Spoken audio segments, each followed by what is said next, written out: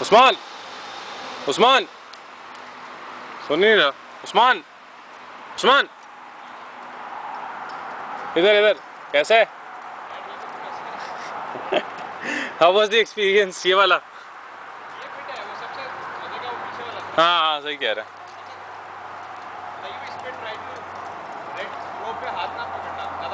अच्छा नेट के साथ। असद साहब आप कैसा फील कर रहे हैं? मिस्टर असद? मैं बहुत अच्छा फील कर रहा हूँ।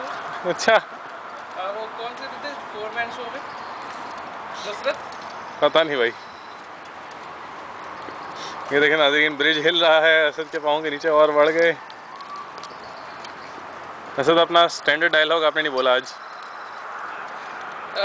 That would be wrong here because अगर आप बोल गए ना तो you're actually modifying. यार ये नाज़रीन अटारी आ रहे हैं पीछे से और असद ने मेरा कैमरा ला दिया। तो चलें कोई बात नहीं। आप आगे चलें।